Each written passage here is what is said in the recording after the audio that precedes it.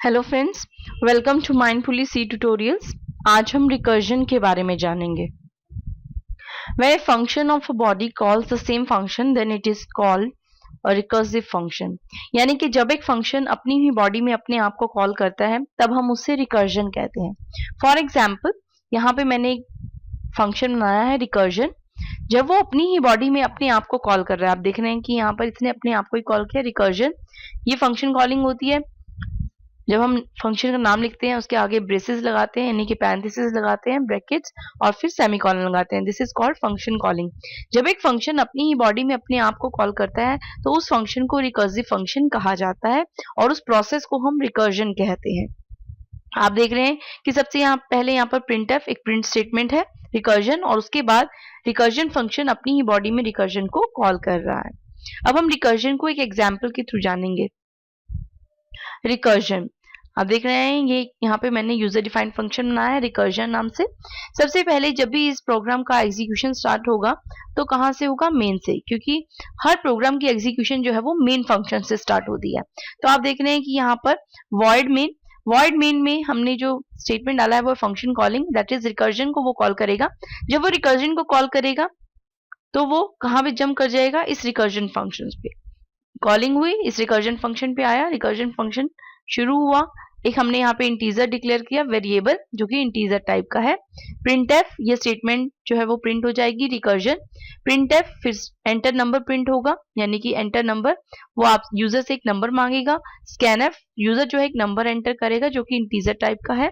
N, if n is equal to 3, यानी कि जो यूजर ने नंबर एंटर किया है वो इस नंबर से कंपेयर होगा 3 से, क्या वो 3 के इक्वल है? अगर वो 3 के इक्वल है तो ये एग्जिट हो जाएगा। अगर वो नंबर जो यूजर ने एंटर किया है वो 3 के इक्वल नहीं है तो वो क्या करेगा? एल्स में जाएगा, एल्स पार्ट में रिकर्जन को कॉल करेगा। यानी कि यहाँ पर रिकर्जन फंक्शन जो है वो अपनी ही बॉडी में अपने आप को कॉल कर रहा है, that is the recursive function, और इस प्रोसेस को हम रिकर्जन कहते हैं। तो फिर से वापिस वो इस फंक्शन पे चला जाएगा, रिकर्जन पे, फिर से एक नंबर एंटर होगा, यूजर एक नंबर एंटर करेगा। फिर लेट अस सपोज यूजर जो है वो 2 नंबर एंटर करता है। If 2 is equal to 3 not, फिर वो जो है एल्स पार्ट पे जाएगा, एल्स पार्ट में फिर से रिकर्जन कॉल होगा, फिर से वो इस स्टेटमेंट पे जाएगा, एक नंबर एंटर करेगा। लेट अस सपोज अब की बार जो यूजर है वो 3 एंटर कर देता है। If 3 is equal to 3, yes, 3 की वैल्यू 3 के बराबर हो गई तो वो एग्जिट पे चला जाएगा। जब एग्जिट से बाहर होगा तो वो इस रिकर्सिव फंक्शन से बाहर आ जाएगा और मेन पे आएगा। मेन में इसके अलावा और कोई स्टेटमेंट नहीं है तो वो इससे भी बाहर आ जाएगा। तो इस तरह से रिकर्जन जो है वो काम करता है, यानी कि जब एक फंक्शन अपनी ही बॉडी में अपने आप को कॉल करता है, that is known as recursion. अब हम एक और एग्जांपल लेते हैं रिकर्जन को समझने के लिए। Here is the logic to calculate the factorial of a number। सबसे पहले मैं आपको ये बताती हूँ कि फैक्टोरियल होता क्या है। लेट अस सपोज हम 3 का फैक्टोरियल निकालना चाहते हैं, तो हम 3, ये जो साइन है ये फैक्टोरियल का साइन होता है। तो कैसे कैलकुलेट करते हैं? 3 मल्टीप्लाइड बाई 2 मल्टीप्लाइड बाई 1, यानी कि आपने बैक बैक आना है, 1 नंबर लेस करना है। 3 minus 1 is 2, 3 multiplied by 2, 2 minus 1 that is 1, 2 multiplied by 1, तो 3 2 1, इन तीनों को मल्टीप्लाई करेंगे दैट इज 6, वो 3 का फैक्टोरियल है। इसी तरह अगर आप 4 का फैक्टोरियल, 5 का फैक्टोरियल कैलकुलेट करना चाहते हैं तो 5 multiplied by 4 multiplied by 3 multiplied by 2 multiplied bye 1। तो इसके लिए अब हमने एक प्रोग्राम बनाया फ्रॉम मेन, यानी कि मेन के अंदर हम क्या करेंगे, एक हमने फंक्शन बनाया रिकर्जन REC नाम से, और उसमें एक आर्ग्यूमेंट पास किया जो कि इंटीजर टाइप का है, इंट x। ब्रेसेस ओपन हुए, इंट f, एक वेरिएबल लिया जो कि इंटीजर टाइप का f। इफ जो वैल्यू हमने पास किया है, if x is equal to 1, यानी कि अगर वैल्यू 1 है तो 1 का फैक्टोरियल तो 1 ही होता है, तो वो क्या वैल्यू रिटर्न करेगा? 1। एल्स, यानी कि अगर जो वैल्यू यूजर ने एंटर की है वो 1 नहीं है तो वो क्या करेगा? f is equal to x, यानी कि जो वैल्यू आपकी है लाइक 3 है यहाँ पर आपकी, आप 3 का फैक्टोरियल कैलकुलेट करना चाहते हैं तो 3 मल्टीप्लाइड बाय रिकर्सिव फंक्शन, यहाँ पे फिर से इसने फंक्शन को कॉल किया रिकर्सिव।